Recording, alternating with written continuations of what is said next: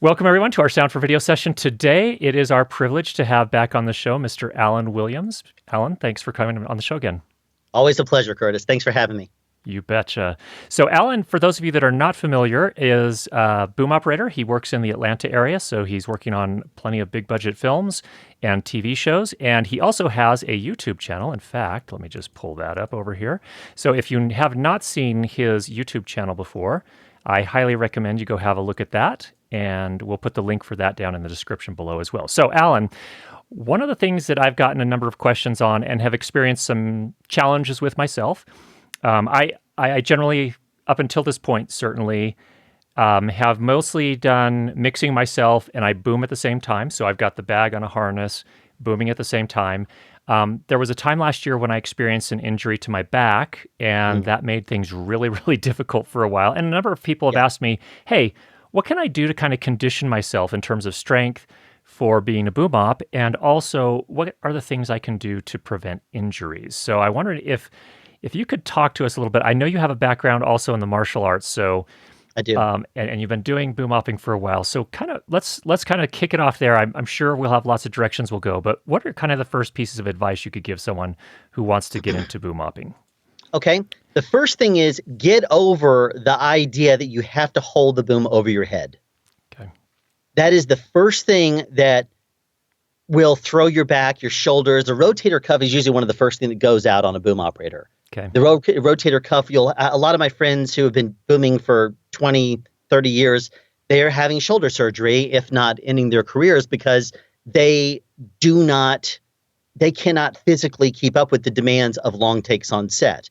But one of the very interesting things that you find is that you go into the boom operator forums, you see pictures all online of people booming, and it's always someone holding a boom over their heads. And that's not what you need to be doing. If you think about all the natural ways that you should be doing your job, holding your arms over your head is not one of them. It's as a matter of fact, it's one of the things that in a recent video that I did a collaboration with Ken Strain, he and I talked about this, and one of the big things he's been championing about, and I've been championing about, and then we found out that each other were championing about it. So we've kind of taken and combined forces, at least in the boom operator forums online, and said, don't do that. It's one of the worst things you can do, because if you hold your arms over your head, the first thing that happens is you have to find a way to make it comfortable for a long take. Otherwise, you're never going to survive. Sure, there are some times you got to hold your arms over your head, but you don't have to every single take. And one of the things that's kind of interesting that people don't think about is that if you are holding your arms over your head, usually it's because you're trying to get up and over the top of a camera, or you're trying to get up and over someone. But in all honesty, if you think about it, if you simply back up another 4 or 5 feet and extend out another section or so on your boom, then you don't have to hold it over your head, because you can actually hold the boom this way at shoulder height and relax with either your elbows into your ribs, or, something, or even just if you just kind of flex right here, you can use that muscle to hold your arms up. You don't have to actually put it over your heads in order to do your job effectively. The show I'm working on right now is an action hero show. It's a DC comic TV show, and I'm constantly holding the boom right here, even though I have 2 Steadicams, or rather, if they're not Steadicams, they're easy rigs. So it's the harness that comes up with a big tall tail, and then it holds the camera by a little cord that comes down, and that is extremely tall in front of you. Even with that on, I can still boom just fine right here most of the time. Now, sure, there's going to be times that you have to hold it over your head. There's fast moves you got to make and that kind of thing. But for the most part, you don't have to do that. And it's a bad habit to get into every single time, holding your arms over your head just because you think you have to. Yeah, excellent point. Excellent point. So I've actually found that, fortunately for me, I'm pretty tall, so that helps a lot too. So I'm curious. So you may need a little bit of a longer boom pole to do that. What about things like Apple boxes and stuff of that nature? Do you end up using those much? I don't actually. Okay. I try to stay off of things as much as I can, not because I feel unstable. It's because you don't need to. if you find that you need a little bit of extra height, then sure, get on a ladder, get on an apple box. Or one of the things that a lot of people are doing is they'll take like one of those little step stools you can get from Lowe's, Home Depot, Ace Hardware, something like that. That's like a 2 or 3 step thing. You put a little curved piece of pipe on the bottom of it. You put one of those little holders like this, like that. You can get them for lawn equipment, or get the kind that's sold at a sound vendor that's much better, that's made of rubber. It's called a bopper. And you take that and you stick the boom in there, and then you pull across the little rubber thing, and it will hold just fine. You have to drill a couple holes in it. It's going to void the warranty instantly. But if you need a step stool or a place to sit on set, you can easily do that. It looks kind of like a little miniature A-frame thing, and it goes maybe 2 feet off the ground, easily for you to sit on. Or they also sell what's called boom boxes. If a pro sound vendor, Gotham Sound, True Audio, TAI, Location Sound, Pro Audio, any of these places will sell this device called a boom box. It looks like an Apple box, but it's square in dimension. So it's not closer to like 8 by 12. It's closer to a 12 by 12. And it has a circle straight through the middle of it. You can sit on that, but it also, you can lay it on the side, and it gives you additional height with extra stability. People are using those as well. Another thing that I use also, and I'm hoping actually finally, they sent it to me 2 years ago, and every single time I get ready to do a video about it, I'm like, oh, look, I found another use for it, is an articulated segment for a boom pole. You can actually stick it on the end of a boom, and it allows you to, arm and arm at a certain angle. So you can also hold the boom even at an angle like this, or rest it on the back of your shoulder, up and over something like if you're for E&G type stuff, not for scripted, narrative type work. Right. But you could very easily hold it at an angle going up and over, and it arms up and over everything, and it's going to be just fine. I can even boom over another boom operator and get my actor, giving them all the room they need if we're crossing the streams because of lighting or something. Okay. But there's different little tricks like that you can use in order to stay on the ground. Okay. Most of the time when I'm told get up in the air, it's because they think that I need to get over on top of a light. You don't actually have to get on a ladder in order to do that. But I find myself on the ground most of the time, and almost never on an Apple box. Okay. So I'm curious. So let's talk about boom poles a little bit. I know you're an ambient boom pole fan, and that's what you've been using for a number of years. How long is your boom, and what is your recommendation on that front? What I usually tell people to do is aim for a first boom to be around 14 to 16 feet. Sure, you can get a shorter one. Sure, you can get a longer one.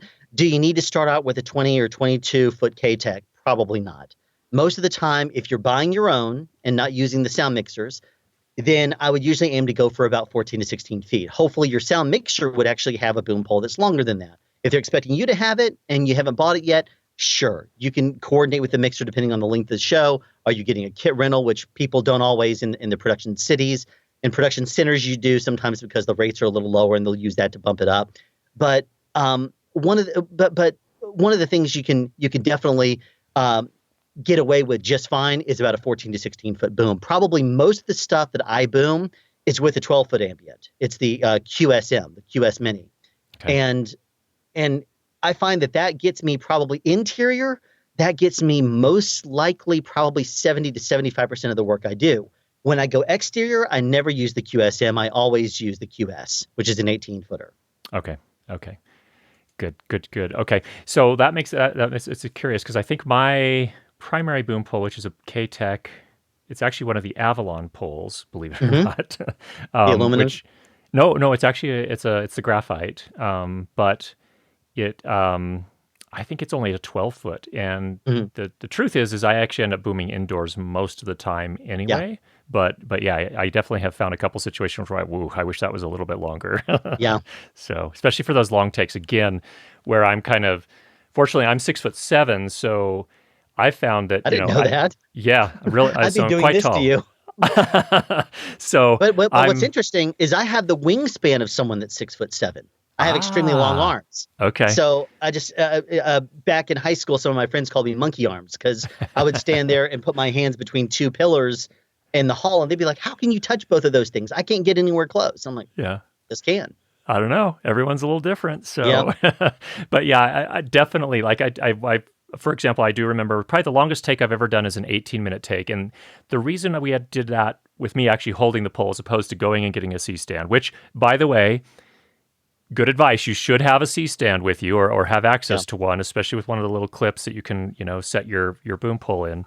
But if you know you're going to have a long take, have that thing nearby because you're there to do a job and your job is to capture the sound. And if you're trying to do a long take with that above your head, the boom pole above your head, it's going to be disaster in one way or another. So work smarter, not harder. And that's it. Especially if you're doing a long interview, there's no reason in the world to hold it. Put it on a stand and let it just stand there. Yeah. If you're doing any kind of scripted narrative, anything that's not ENG or corporate video wise, where you can control your elements. If you have an actor that could just spontaneously walk away, then you might not have that flexibility. Right. And in that case, then it's better to just find yourself a comfortable place. Even if it means going a little bit longer with the pole, you can hold it much more comfortably from there.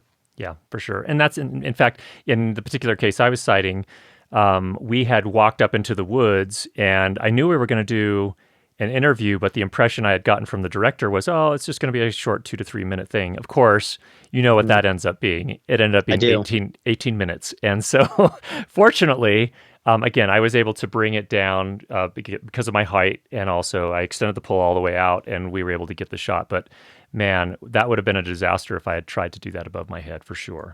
Absolutely. Yeah. And one of the things that people also seem to be fine with is if you have a set of headphones like this, they'll say, well, I'll just rest the boom right here.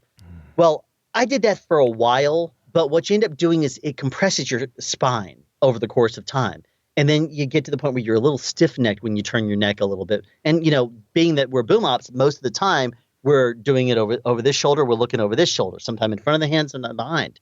But you can't do that forever because if you're resting the boom on your head, you're also resting your hands and pulling down on your head.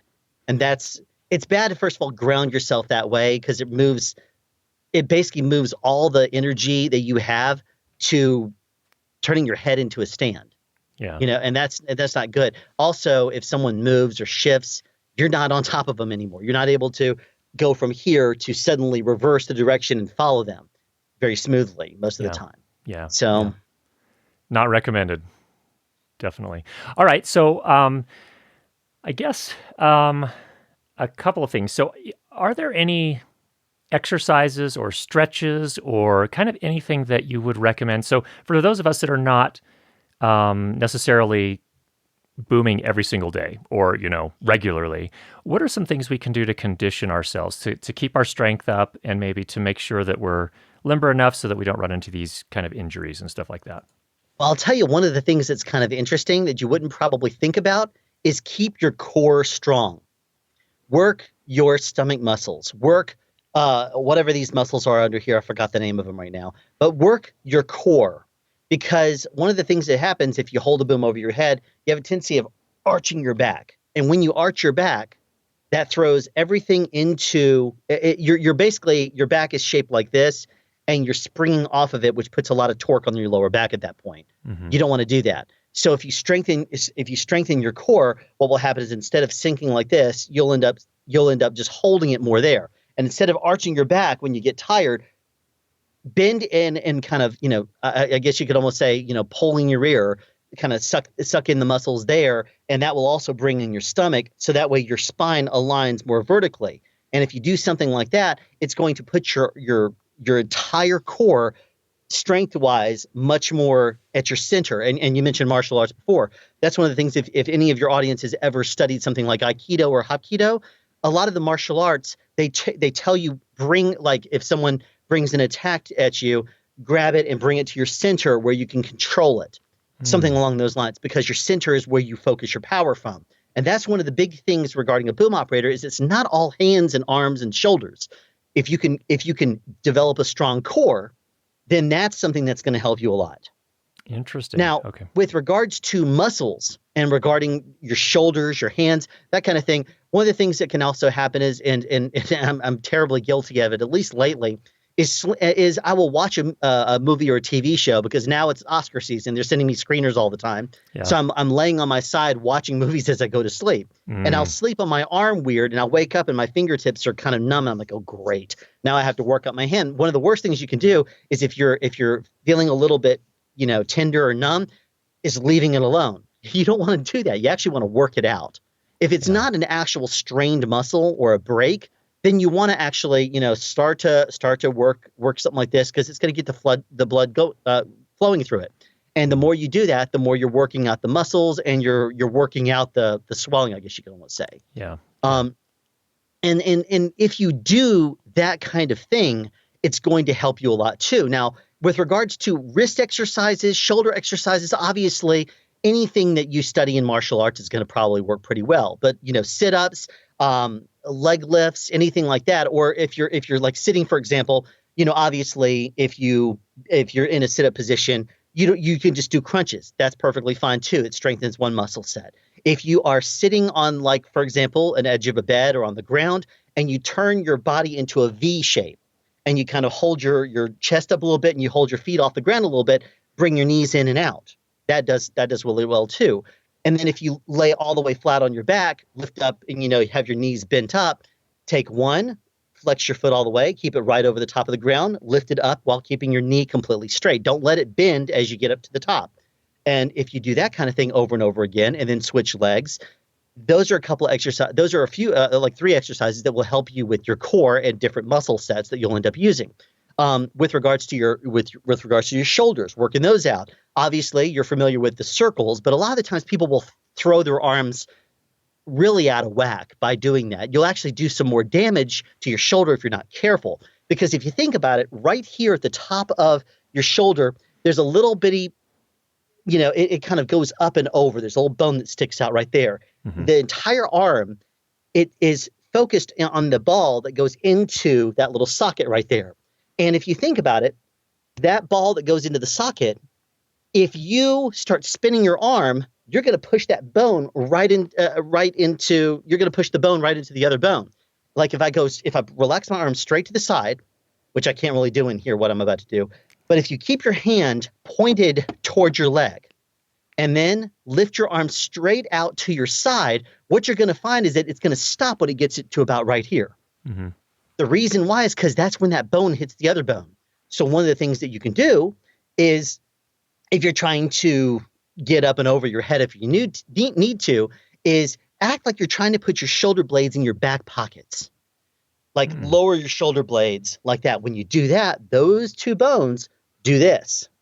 They raise up, allowing you to go straight over your head without pinching bone into bone.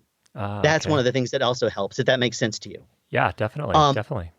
Now, with regards to actual exercising and working those up, don't just spin your arms in a circle, all the way through the top. Don't do that because you're working the whole thing and doing some really awkward things. But if you were to go up like straight to a right angle and then back down, kind of like a chicken, do one of those numbers, go up a little bit more. Don't ever try to go all the way over your head. Another thing is also if you do this number like you're boxing and go straight back, bring it all the way up. Straight back, all the way up. You're working it just fine without going over your head.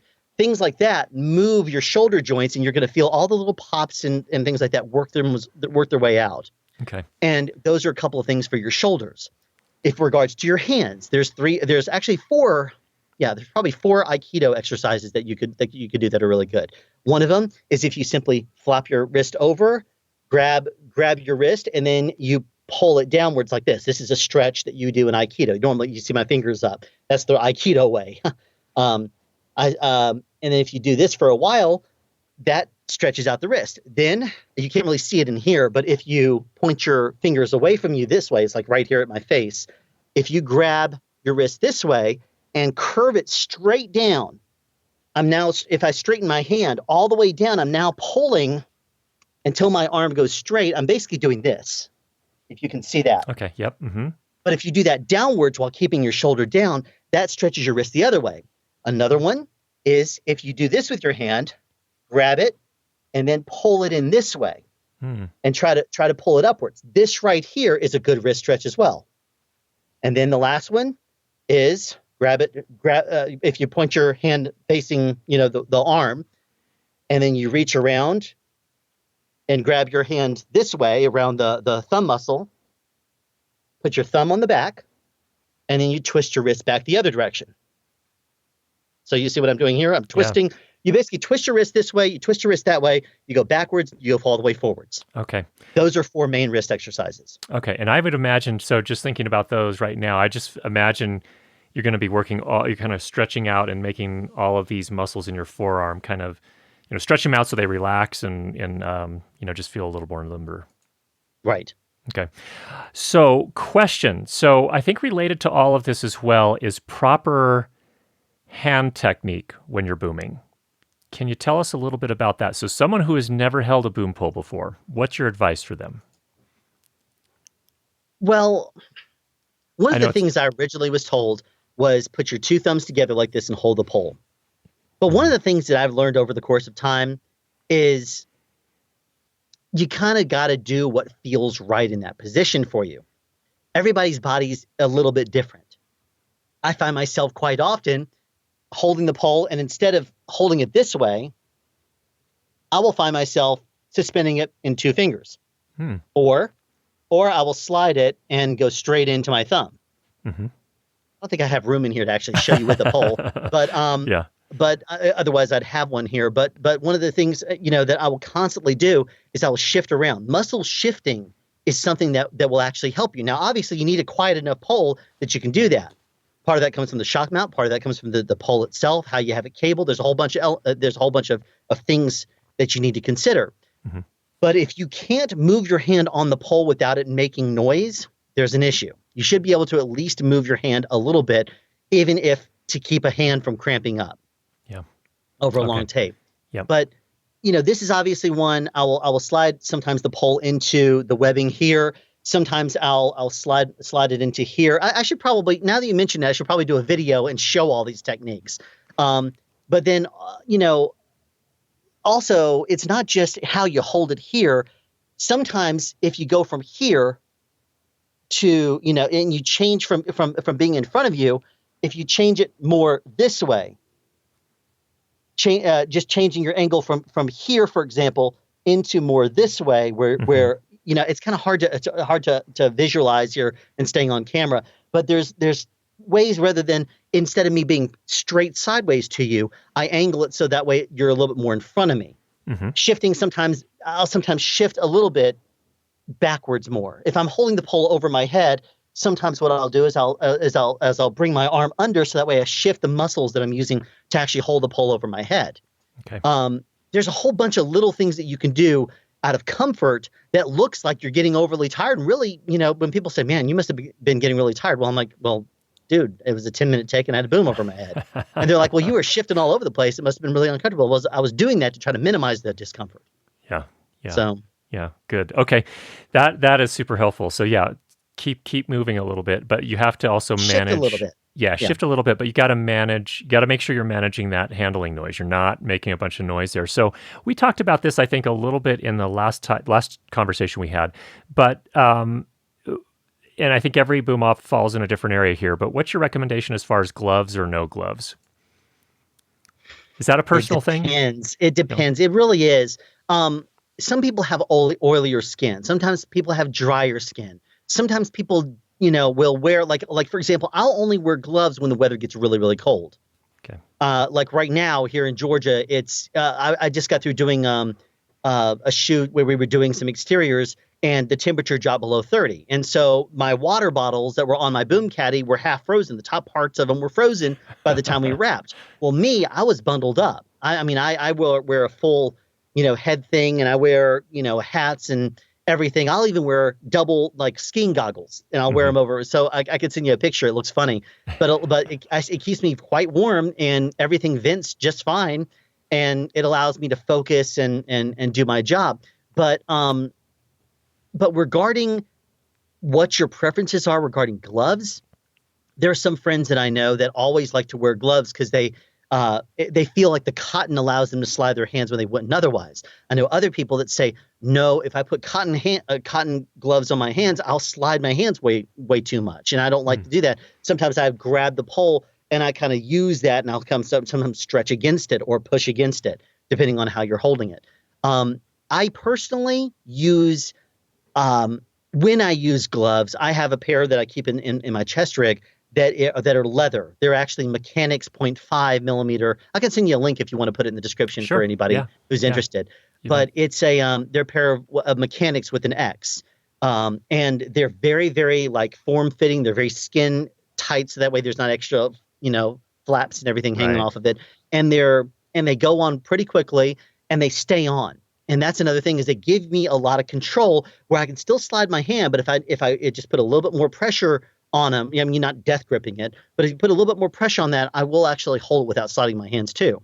And I always recommend carrying some gloves on you, whether you use them to boom or not, for if you have to do cables, you have to run an XLR, you have to run a boom duplex, any kind of cable. You're helping out the utility because they're crazy right now. They have to wire 20 people and you're having to help the mixer get their power picture and antennas run, that kind of thing. So I always recommend carrying some gloves on you, even if it's clipped to your side or in a pocket. But it's, sometimes people will boom with them, sometimes they don't. And that's really a personal preference. And I recommend everyone trying out different things. Cotton gloves are very popular, especially with K-Tech and PSC poles. Some of the older VDBs, the poles that are usually the thinner ones, people feel that the need sometimes, not always, depending on the shock mounts used, they'll transmit noise differently than the thicker poles, like the Ambients and the Panamics, that kind of thing. Okay. But it's just your personal preference and and what you like using also. Makes sense. Okay. So you mentioned something here that I think is really interesting that, again, I think not something that I've done before because, again, usually I have a sound bag, harnessed to me. But you talked about a chest rig. Tell us a little bit about that and what you keep in that. Well, I used to wear a vest. I was doing I actually when I first started booming, I used to keep a little clip-on belt pouch. I just clip the thing onto my belt, onto my side, and it would ride on top of my right pocket. And I would keep my sides in there. Excuse me. And if people are not familiar with what sides are, it's the portion of the script that you're doing that day. So like instead of them giving you 100 pages and saying this is what we're doing, go through it and find what the pages are that we're doing today. Instead of that, they'll hand you a short little stack that's usually shaped like this. It's half a page. And they'll have on that a miniaturization of the call sheet on the front along with the pages that we're doing in the script behind them. I would usually fold that in half and then fold it in half again, put it in that little clip-on belt pouch, along with like a utility tool, like a Leatherman, or like what else I keep in there? A little light, a mag light, little miniature, and little things like that. But then what I was doing one day is I was doing this about 10 years ago. I was doing a walk and talk with Cuba Gooding Jr. And I found myself, because I was at kind of an awkward angle, it was a thin wall. It was a prison movie. And he was the warden, I guess it is. And he stops and the camera was outside of the bars looking in at him as he was walking on this hallway. So I had to start in one area of the hallway. And as I was backing up, he walks and talks through the bars at one of the people on the other side, on the outside. So what I was doing is I was backing up. And when I had to do a couple of weird moves, I had to change around my walking from backwards to twist my body around and walk forwards. And in doing so, at one point, it started flapping as I was walking. Yeah. I heard it and I said, okay, for the next take, I'm going to have to modify my movements. But then, and after Cuba was done talking to the director, he turns and does this number. He turns and looks back and he looks at the height right there at that pouch. He didn't say a word. He turns back and walks back to where he was. But it was like, okay, I heard something on the boom operator, but he was obviously in character. So he stops and looks to see what it was at that height that he heard it. He noticed what that was. And I said, it's got to go. So at that point, I lost the clip-on belt pouch, the clip-on pouch. And at that point, I went to a vest. And I started wearing what's called an Uncle Milty's travel vest. It's like $35 on Amazon. And it's polyester, so it fades really quickly in the sun. But it has pouches all over the place. And one of the things that it helped with is me carrying stuff, but then I found myself wanting to keep so much more things on there than I ever really needed to.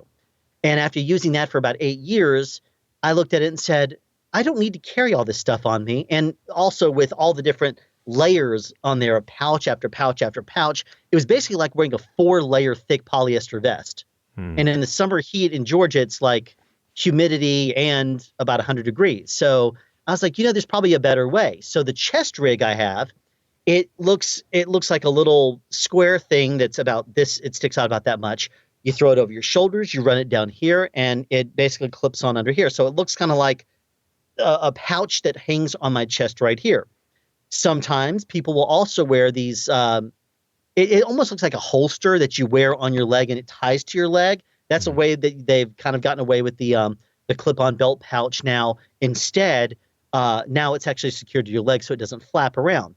K-Tech makes one. I think it's called a Stingray pouch or something. It's about $130 if you have an interest in that. There's also other companies on, obviously there's some on Amazon that are very similar, but there's different options you have. But the chest rig that I'm using, it's very small. It's like this big, but it's rather thick. I use one pouch for my keys, my wallet, all the things that I would normally keep in my pocket, and then I keep the other pouch for all the different stuff I use on set. Okay. And again, that's normally going to be gloves, Leatherman tool, flashlight. Exactly. What are kind of the critical items in there for you? I also carry, let's see, on the inside, I also carry some nonstick scissors. Fiskars makes a really good one. They make one that has a sharp point, and then they also have one that's rounded off. I have the rounded off ones because I always tell people jokingly I can't be trusted with sharp things.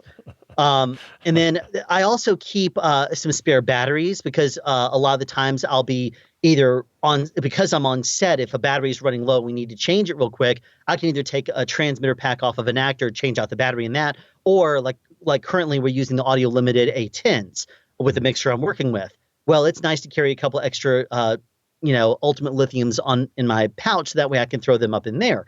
Or because I'm using an R1A IFB, I carry also with me a 9-volt. So I can easily, if that starts to die because we're going extra long, I can easily grab that, throw the other, battery in there, and I'm still going. I don't have to say, I'm sorry, I can't hear anything. Can we have the utility bring me in something? And then he or she has to come in from wherever they are. Mm-hmm. That way I'm always prepared. And that way the mixer says, I'm about to lose this person. The director comes in to blab for 2 minutes about something, still rolling. I'm like, okay, put down the boom real quick, change out this battery, and we're back up and going.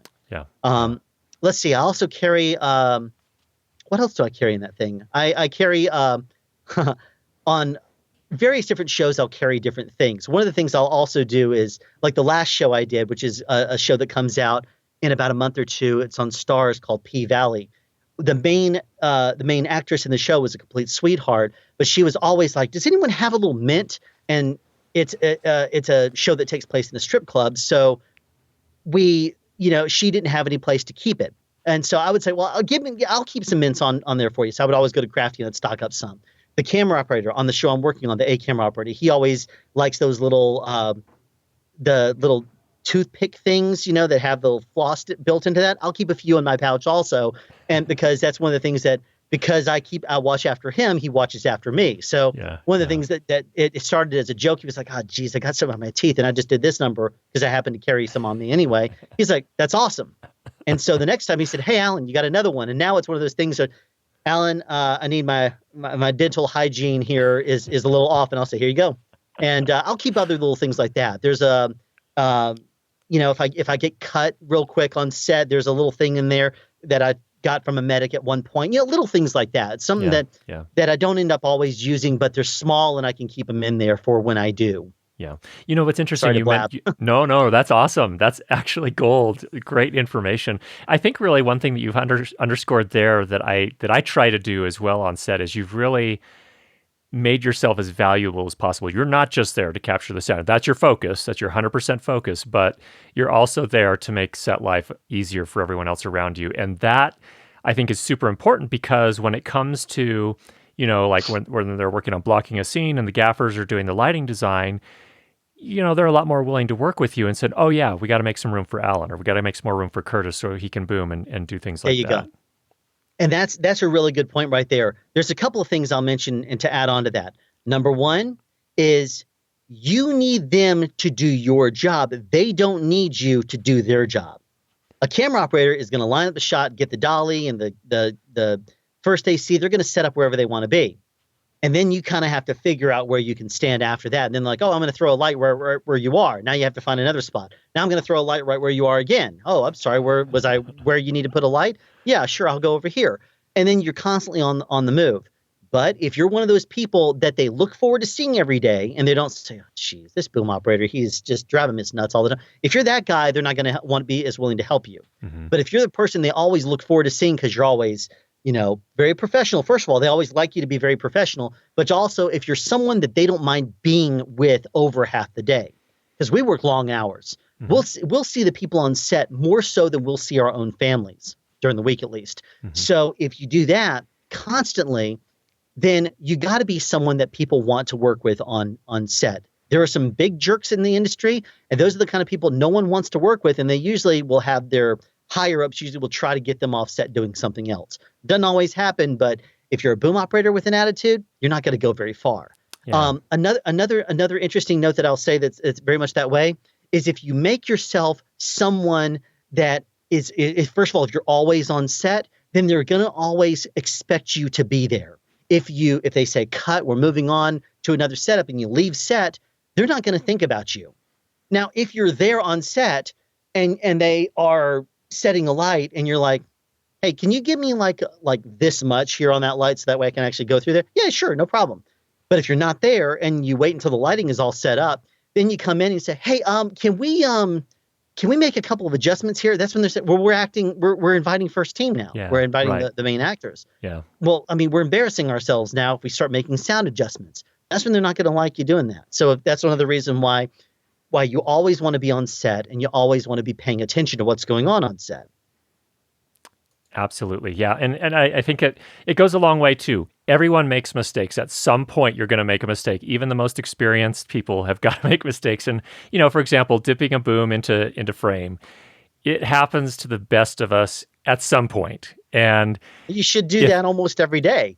Just not. And it's funny. It's funny because and it's one of those things where you can easily say, keep the boom out of the frame. If you're working on something like a big, huge budget movie, then obviously. If you're working on The Avengers, then there's no reason to toss it in there because there's going to be fans galore anyway all over the place. Yeah. And you can't do that. You can't, you don't want to bust a tape for that reason, even though on the big budget shows, they'll usually say, oh, don't worry about that. We'll knock it out. Okay. Well, they don't always. Sometimes if you even say a boom was in the shot, you'll trigger an actor.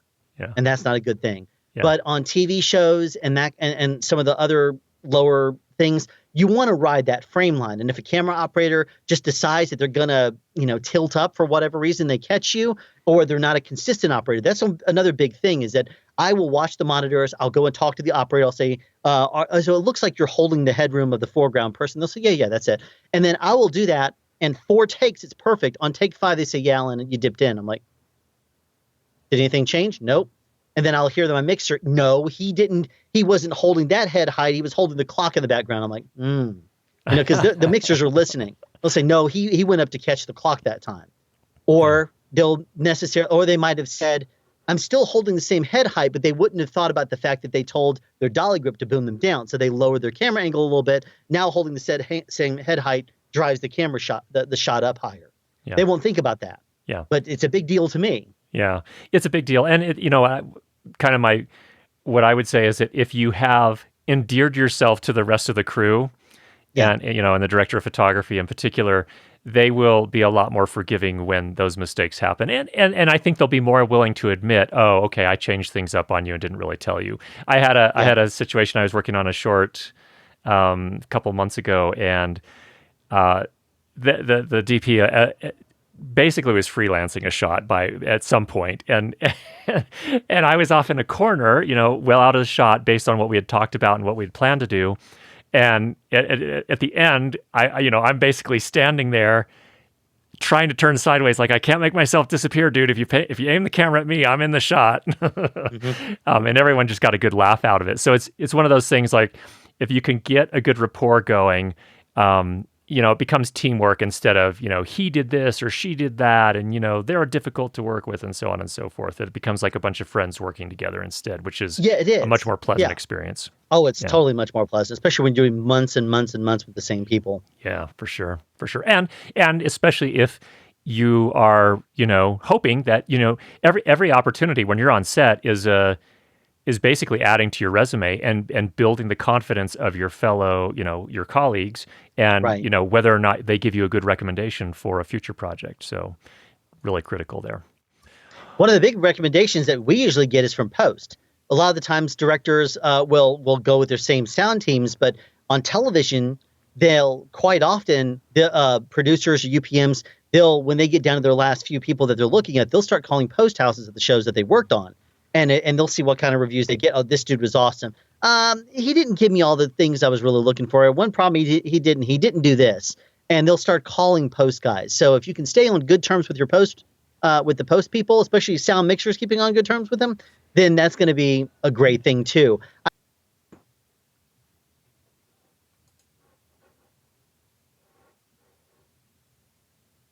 Sure. Actually, one of the interesting things that happened to me last year was I had a post guy that worked on Walking Dead when I was there. He was no longer on the show and I was no longer on the show.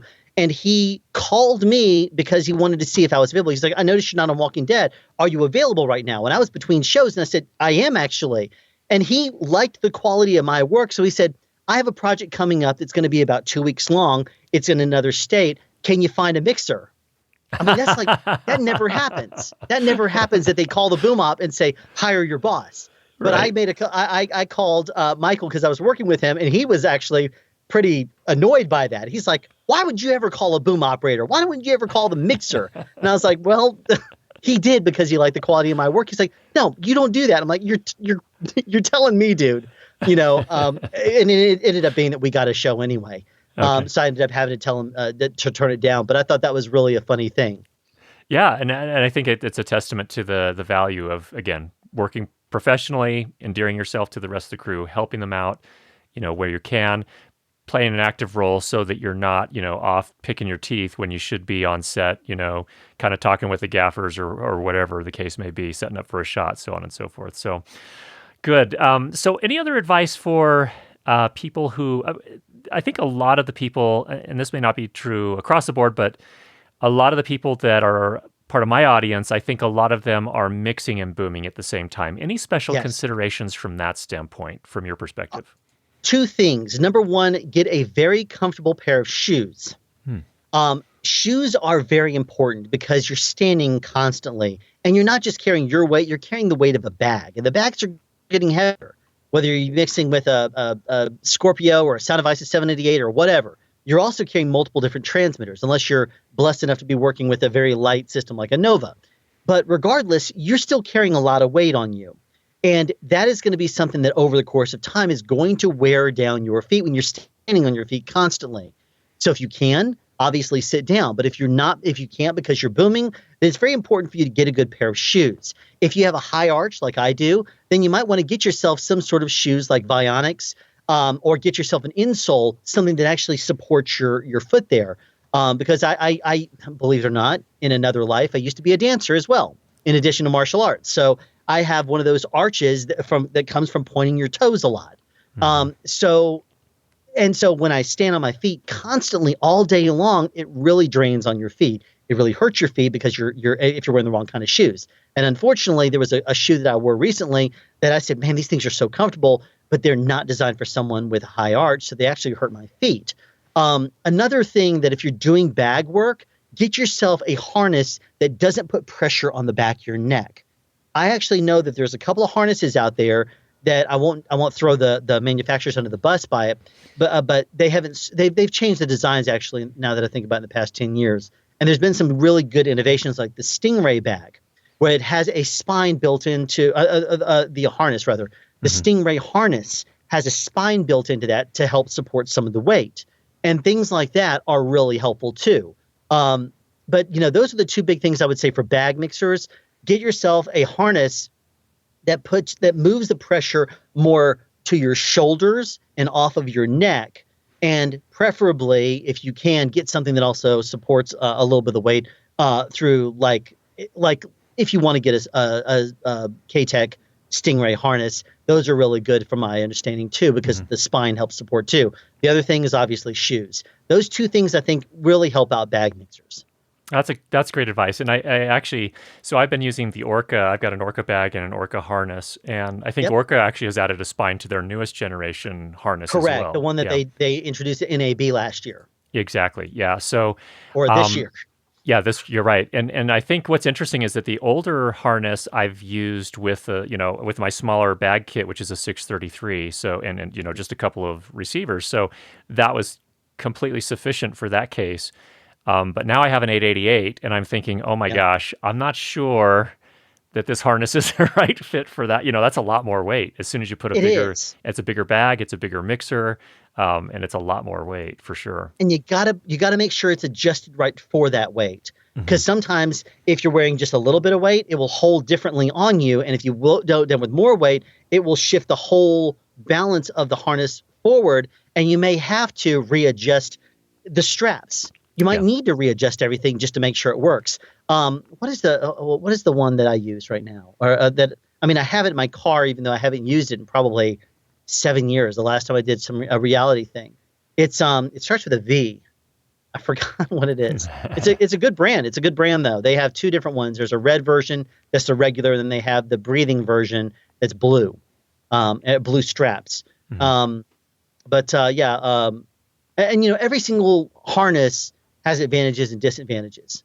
So it's also to try on different ones and see what works well for you in your workflow. Yeah. So for those, I guess that's a good question that some people may ask is, well, where do if I don't live in one of the filming centers, one of the urban areas where they do a lot of filming, where can we go to try those on? So that's an interesting question. The first thought that comes to my mind is NAB is a great place. So if you can manage to get Trade yourself shows, out to yeah. NAB, any of the trade shows, right? Is any other advice on that front? Honestly, Friends, I would I almost say guess? take a road trip, and I would say if you can try, you can go to forums if you really want and ask questions and find out what people are interested in. But everyone's different, Mhm. and your biology being 6'7" is going to be different than mine being 5'10". Yeah. And so, and and just the way that you carry. Some people wear their bags up higher. Some people wear them lower, and part of that's because also people have longer torsos. But Mhm. what I would also say is if you were to, let's just say you're in, let's say you're in Virginia, I would say look and see what professional sound shops there are. Call up one of them and say, I would need to come in from out of state. I'd like to try on some harnesses to get one. Could you get a few and have them if I were to take a road trip down there, or if I were to Mhm. fly down there? Yeah. Because obviously you could write off the whole flight and everything, but try. But if you call them in advance, they're most likely, if they're a good professional sound vendor, they're going to either say, yeah, we have them in stock right now, or they're going to say, we can get them and then we'll let you know when they're in and you Yeah. can try them. Yeah. Yeah. And those are a couple of things that a lot of the pro sound shops, they want to develop a relationship with you. Yeah. And whoever your vendor is, if they're from out of state, then it may also be one of those cool things for you to take a road trip, or for you to just fly out and Uber over there on a Saturday, not a Saturday, because they'd probably be closed, on a day that you have off, Yeah. and go and hang out. So like one of the things that happened a few years ago is we didn't have sound shops in Atlanta until maybe about 5 years ago. But I developed some relationships with a couple of vendors that were out of state. And one of them was in New York, Gotham Sound. I had taught some classes in Atlanta, and a couple of representatives from Gotham came down. So I had always wanted to go to the Big Apple. I had never been up there. So I decided between shows to spend 6 days and go up there. And my idea of hanging out in New York isn't going to the touristy shops. It's like, oh, cool, you can go to the Statue of Liberty. I'm like, stop. I'm going to go to Gotham Sound. I'm going to go to Pro. And I started being, you got to go to sound shops. I'm like, because that's a vacation for me. It's fun. But anyway, so I was meeting up with a sound mixer to have lunch my first day. And we were going to meet at Gotham Sound. But we ended up, he was getting off of the, whatever the subway system is, at the same exact exit. So I just waited for him, and we walked over there together. Well, while he was fulfilling his expendable orders, because he had a short movie coming up, he walked over to me and said, I got a question for you. I'm about to do a movie about 2 weeks. It's exterior. This is the wind protection I really want for the exterior, but I can't afford it yet until after this show to help me get through. And I'm like, well, what do you have right now? And so he tells me, I'm like, well, let me show you a trick for it. So I showed him a couple of tricks that would help him get through that show. Later, I talked to him. He's like, yeah, it worked perfect. And he was able to get the windscreen he wanted without having to double buy. But then as I was talking to him, someone else comes up and starts listening in the conversation and says, hey, well, let me ask you a question here. I'm about to do something that's going to be windy. And so I start some wind rigs and some ways that you can actually build them. And I'll say, you don't want to buy that one. You'll buy this one instead. Or if you need heavier duty, and I start talking about all the different things. Well, by the time he finished his expendable order, maybe 20 or 25 minutes, I had a small group of like 4 or 5 around me listening and asking questions. And one of them before someone's like, okay, we're ready to go to lunch whenever you are. I'm like, oh, well, let's go then. Somebody asked me, how long have you worked here? I'm like, oh, I don't work here. They're like, well, what are you doing here? I'm like, well, I'm actually visiting from Atlanta. Like, why are you here then? I'm like, because this is my world. This is what I do. I love this stuff. So it was funny that they thought I was an employee just because I'm so crazy about, oh, let me show you this and let me show you this. I mean, that's one of the ways I got into sound speeds. Yeah, so, perfect. But one of the things that really I'm all about is developing relationships. And I really wanted to go up there and meet some of the people that I talked to on the phone, to see the people in their natural habitat, so to speak. And I had a couple of meals with the owner. So and I went to other sound shops and met other people. As a matter of fact, I went into another vendor that afternoon and was looking around. I said, oh, wait a minute, look at this. You happen to have this in consign. I know a mixer that has been looking for one of these. He said, yeah, it's not on my website. I just didn't think to put it up there because it's an older piece. I'm like, no, I know someone that wants it. So I made a phone call and got a sale for him right there. So that was there. And he's like, you need to come back more. And I'm like, no, I just, it was one of those things that just was really funny to me. Yeah, that's great. But, developing relationships is a strong part of this industry. Absolutely. No question about it. No question about it. So, Alan, thank you so much. You've been super generous with your time. So much great information. Really appreciate it. And again, for people that haven't seen your YouTube channel before, that are interested in learning more, where do they find you? www.youtube.com/SoundSpeeds. Look for this symbol. Oh, that's it. Okay. That's the one. That's it. Lots of amazing information over there relating specifically to boom opping, but also lots of great information for anyone that works on set from my perspective, and just some really great information that you can, save you a lot of grief in your life. So, Alan, thanks again. We'll talk to you again soon. Pleasure. Thank you.